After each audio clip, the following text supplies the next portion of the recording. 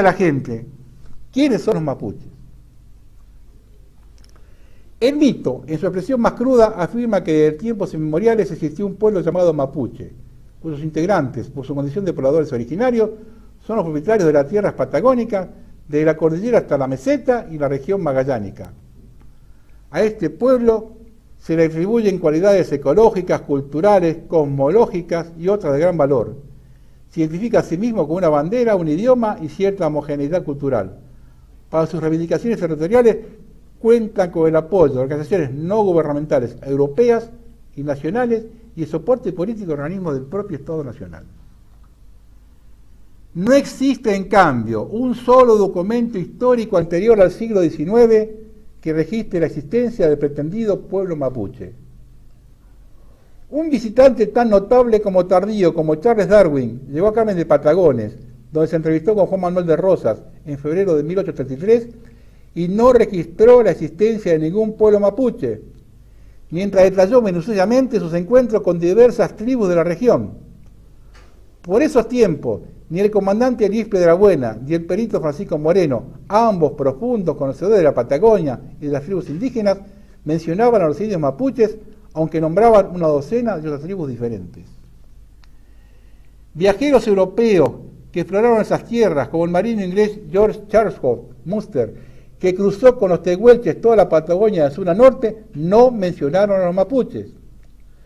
Tampoco Santiago Avendaño, quien fue rehén de los ranqueres, otra tribu araucanizada, vecina de los pretendidos mapuches, durante 7 años en 1842. Aún más, ni los caciques Pincén, Sayhueque, Calfulcurá, Painé y Namuncurá, en sus entrevistas, han citado o mencionado a una tribu mapuche. La palabra mapuche no está registrada en los vocabularios de los misioneros jesuitas ni salesianos, ni en el teniente coronel Federico Barberá, autor del Manual de Lengua Pampa. No son nombrados los mapuches en los partes militares del ejército argentino por Rosas, Lucio B. Mancillas, ni Conrado Villegas, ni por el historiador Estanislao Ceballos. Los cronistas militares que participaron en la campaña de la conquista del desierto y que detallaron las tribus contra las que lucharon y aquellas aliadas del ejército tampoco los han mencionado. La palabra mapuche y su compañera mapudungún, lengua mapuche según los entusiastas, fue compuesta después del final de la conquista del desierto, casi en el siglo XX. Ambas son palabras híbridas, creadas por sociólogos o historiadores, construidas a partir de vocablos araucanos, con mayor o menor acierto. Esto es común en medicina, por ejemplo, donde se habla de quimioterapia, fonodiólogo o psicología. Aristóteles no hubiera atendido el significado de esos términos pretendidamente griegos. Putralcó, Comahue, Mapudungún, Mapuche son voces que no podían haber sido entendidas por Calfulcurá o Sangüeque, ni autoservicio, peatón o turbohélices por Cervantes. Pueblos originarios es una envoltura sociológica. La gran marcha del hombre se inició en África. Según los mejores conocimientos actuales de antropología y en larga peregrinación humana, se expandió por toda la Tierra. A nuestra América ingresó presumiblemente por el estrecho de Bering y descendió por la espina dorsal de los Andes, quedando a su paso pueblos afincados en distintos lugares. En la Patagonia no hay pueblos originarios in situ. No hubo pueblos originarios, como si hay flora y fauna autóctonas. Los humanos llegaron a Patagonia desde otros lados, tampoco zonas centrales. Calfulcurá se afincó en Carué en casi el mismo momento que Darwin conversaba con Rosas. Es decir, unos 250 años después de que los españoles fundaran Tucumán. Unos 100 años más tarde de que los gallegos abrieron sus tiendas abarrotadas en Buenos Aires y alquilarse cantonales sus tiendas de moda. Nunca hubo una nación indígena, ni mapuche, ni de ninguna otra denominación, por la sencilla razón de que los indios no tenían el concepto de nación. En el mejor de los casos llegaron a ser tribus. No existía una hermandad entre las etnias indígenas, se exterminaban entre sí los araucanos y los tehuelches, por ejemplo, y hubo tribus enteras que fueron masacradas por otras. A pesar de la ferocidad de la guerra entre colonizadores y araucanos, como resultado de este proceso dialéctico, los araucanos recibieron estímulos que aceleraron miles de años su desarrollo cultural. Antes de la llegada de los conquistadores, los araucanos se hallaban inmersos en un estado cultural neolítico y habían recién llegado a la alfarería, pero posiblemente desconocían la rueda. Gracias al contacto con los españoles, los araucanos accedieron al caballo, cambiaron su régimen alimenticio y incorporaron el tomate, los cítricos, la manzana, el olivo, la vid, los cereales, las legumbres. Conocieron los porcinos, las mulas, los bovinos, los ovinos y los perros, que ayudaron al trabajo de caza. La lengua araucana obtuvo una grafía confiable que no poseía. Tomaron conocimiento de otro idioma que se hallaba en el siglo de oro en su profesión cultural. Conocieron los metales y su forja. Sufrieron en suma un avance cultural, aunque hubieran tardado muchísimos siglos en llegar. No eran propietarios de sus tierras, no tenían un concepto de propiedad. La transmisión del usufructo de la tierra se efectuaba a manu militari. Los araucanos en Argentina ocupaban la tierra que les había quitado a otras etnias, a la que habían derrotado. Calfulcurá se instaló en la provincia de Buenos Aires asesinando a unas 1000 personas, hombres, mujeres, niños, ancianos, todos integrantes de la tribu del cacique Rondó, que ocupaba ese lugar en las proximidades de Carué. En una carta de 1862, Calfulcurá se identificaba como chileno y agregaba: no estoy por mi gusto en esta tierra, sino que vine desde Chile, llamado por Juan Manuel de Rosas. Existe actualmente en el país una comunidad mestiza con algunos integrantes araucanos que visualmente conserva la lengua originaria y se dice descendiente directa de los araucanos chilenos. Se autodenomina mapuche, de igual forma que podía haber adoptado cualquier otro nombre. Si se reconoce ciudadanos argentinos respetuosos del ordenamiento social y político del país, tienen legítimo derecho a defender sus derechos, y aún lo que pretenden. Tienen exactamente los mismos derechos que pueden reclamar los integrantes de las sociedades españolas de socorros mutuos, de la sociedad italiana, vasco-danesa, todas ellas con similar antigüedad en el país, y acreditados servicios prestados a la Argentina. Y fíjate otro detalle acá. El Estado mapuche, la maniobra británica para dividir la Patagonia. Una de las organizaciones indigenistas más importantes y activas es la de los mapuches, cuya sede está en la ciudad de Bristol, Inglaterra. La comisión directiva del Comité Exterior Mapuche está integrada por 17 miembros, donde figura un tal Reinaldo Mariqueo, supuestamente araucano, y todos los demás apellidos son de origen anglosajón. Esta organización es promovida y financiada por Inglaterra a través de sus embajadas, tanto en Chile como en Buenos Aires. Esta comisión pretende que las comunidades indígenas sean autónomas, que dispongan de amplios territorios propios y cuando esto sea logrado pedirán ante la ONU, en virtud de un artículo que está vigente en ese organismo, la Ley de Autodeterminación de los Pueblos, para poder así crear un Estado dentro de otro Estado, tanto en Argentina como en Chile. El proceso desintegrador es real y ya comenzó con los campos, hoteles, escuelas, inclusive capillas tomadas por activistas, en el área que se pretende crear el Estado mapuche en la zona cordillerana de Neuquén y Río Negro. De hecho, mediante el Tratado Minero Argentino Ley 25243 de marzo del 2000, ya se creó un Estado virtual en toda la cordillera, definido como área de operaciones, gobernado por una comisión administradora, poder ejecutivo propio, financiado y dependiente de empresas mineras transnacionales de la corona británica. A su vez, mediante un reglamento interno, una suerte de constitución, que ella misma se crea y modifica de acuerdo a la necesidad de las empresas, se desconocen las leyes tanto argentinas como chilenas. En definitiva, ya es como si fuese otro país. La trampa está en que cada vez que se necesita modificar el tratado para adecuarse a la necesidad de las empresas, la comisión organizadora lo realiza mediante el artículo 18, inciso B, que dice: desarrollar las acciones pertinentes conducentes a la suscripción de los protocolos adicionales específicos en los negocios mineros que así lo requieran. En la creación del Estado mapuche perderíamos no solo el territorio de los minerales, que de hecho ya lo estamos perdiendo, sino el agua potable de los glaciares, las vertientes que nacen en las altas cumbres y que en el futuro tendríamos que comprarle el agua que ahora es nuestra. El uso del término mapuche y las falsas reivindicaciones de estos son maniobras disolventes, digregantes hacia el Estado argentino, porque todos los aborígenes tienen los mismos derechos y las mismas obligaciones de cualquier habitante de la nación argentina. Los araucanos, hoy denominados mapuches, empezaron a llegar desde Chile en el siglo XVII. Este proceso se conoce como araucanización de la Pampa.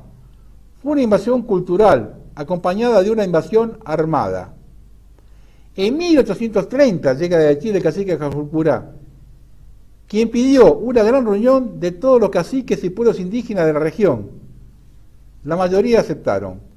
Cuando esta se lleva a cabo, Calfucurá los embriaga y los asesina a todos, llegando así casi al exterminio de nuestros puelches, tehuelches, ranqueles, pampas y demás pueblos, quedando dueño absoluto de toda la región. Por todas estas artimañas se dominó el zorro del desierto. Y esto lo hizo entrando al país en 1830. Ya estaban hace rato que estaban todos acá. Los araucanos contaban con fusiles Remington, que los ingleses les vendían del otro lado de la cordillera, a cambio de yeguarizos, vacas y todas las cosas de valor que sus marones podrían robar. Ni Roca, ni Rosas, ni ningún historiador o autor clásico como Stanislau Ceballos, Lucio Mansilla, Manuel Prado, jamás mencionaron el pueblo mapuche. Tampoco está escrito en los libros de historia de la provincia donde ellos azotaban, por lo tanto, no son un pueblo originario de la Argentina.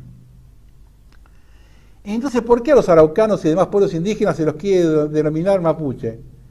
La razón es que quieren englobar a todos los pueblos aborígenes en uno solo, los mapuches, y así poder abarcar más territorio para la supuesta nación mapuche. Esta es la historia del peligroso malón británico que actúa en las sombras. Es un verdadero British malón, un malón que nos quiere desintegrar y robar parte de nuestra patria, creando un Estado dentro del Estado argentino. ¿Cómo lo quieren crear? Presionando, extorsionando, comprando a nuestros gobernantes nacionales y provinciales y a toda persona que se oponga a este siniestro plan. Este plan es que se viole constantemente la Constitución Nacional hasta que ésta ya no tenga validez. Destrucción de las Fuerzas Armadas para que cuando estos invadan no haya ningún foco de resistencia. Fomentar la droga hasta que la delincuencia sea incontrolable. Corrupción y caos generalizado. Entonces será para ellos el momento oportuno de invadir nuestro país por parte de las Naciones Unidas u otra fuerza para pacificar, ordenar y así poder crear el Estado mapuche, que será en realidad un Estado inglés. Es necesario comenzar a desbaratar este plan y mentira infame, llevado a cabo por estos políticos traidores, periodistas, profesores, catedráticos, todos bien pagos por el sistema, y poder aclarar a todas aquellas personas de buena voluntad que han sido engañados y que tienen el propósito de destruir la identidad nacional e integridad territorial de la nación argentina. Con frecuencia oímos hablar de los mapuches como un pueblo originario, nada más alejado de la realidad. Las primeras tribus araucanas atraparon en la cordillera de los Andes solo a fines del siglo XVI, en busca de mejores tierras y de un elemento casi mitológico, el caballo. Estas invasiones continuaron hasta el siglo XIX y dan lugar a diversas etnias diferenciadas en cuanto a lengua, creencias y costumbres, que no tenían una buena convivencia con los pueblos aborígenes que habían encontrado. Por ejemplo, con unos indios a los cuales llamaron tehuelches, vocablo que significa gente tosca, lo cual permite suponer que tenían un sentimiento de superioridad con respecto a ellos. Interesa también señalar que el nombre araucano proviene del quichua auca, que equivale a sujeto alzado o rebelde, en referencia al concepto belicoso y poco leal que tenían de ellos sus hermanos de estirpe. La palabra mapuche fue creada para un fin específico. Esta voz del antiguo arauco no corresponde a ningún tipo étnico, ni parcialidad, ni familia o cultura. Jamás figuró un solo cacique, capitanejo, una princesa o individuo determinado que fuera conocido como mapuche, pues a todos esos ándidos, sean araucanos, pampas, ranqueles, bologanos, huiliches, etc., se los identificó por sus etnias reales y nunca jamás como mapuches. Este término fue creado por estudiosos chilenos y agentes ingleses interesados, quienes propiciado la palabra mapuche para aplicarla a los indígenas, tanto de Chile como de la Argentina. Hacían desaparecer las viejas etnias y aglutinaban bajo el mismo hombre a todas las que eran argentinas, borrándolas de los valles cordilleranos y de la Patagonia para lograr la posesión de un vasto y fecundo territorio argentino que siglos antes había sido invadido por araucanos chilenos. Y ahora le quiero dar el detalle, el nombre de los dirigentes mapuches que están en Inglaterra. El presidente, Reinaldo Mariqueo. Asistente secretario general, Nina Din. Tesorero, Gemma Zwistak. Administradora, Colette Linehan. Coordinadora de voluntarios, Madeleine Stanley. El equipo legal, Andrea Rubio, Jane Watson, Gillian Melville, Peña Robert Davis. Equipo de Derechos Humanos, Rachel Dixon Warren. Coordinadora, Cecil Yahalgu, Barbara Chambers. Traductores, Madeleine Stanley, Kathy Brickley, Kitty McCarthy, Heidi Walter, Sabine Petrolin, Barbara Chambers, Laetitia Lecordier y Anna Harvey. Estos son los dirigentes mapuches que están en Inglaterra. Y para terminar, por aquí debemos señalar otro aspecto. No solo los mapuches, no solo un pueblo originario, no solo los ingleses son invasores, sino que si vos a discutir en este terreno, los anglosajones son invasores hasta en Gran Bretaña. Britania era una provincia septentrional romana que había comenzado a ser evangelizada aún antes de que el emperador Constantino convirtiese al cristianismo en la religión oficial del imperio. Los pueblos originarios a los cuales los misioneros habían anunciado la buena nueva de la fe eran de origen céltico, los antepasados de los galeses, escoceses e irlandeses. Pero varios siglos después, la isla había comenzado a sufrir el azote de piratas paganos que fueron estableciéndose y desplazando a los nativos. Buena parte de esos invasores eran sajones, y hasta el siglo V de nuestra era era una tribu completa procedente del Golfo de Heligoland, del noroeste de Alemania.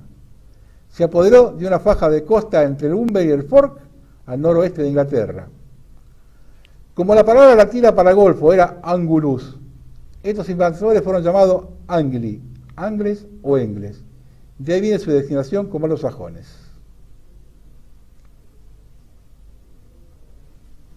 Esto lo dice José Antonio Torres Ocampo. Acá terminamos.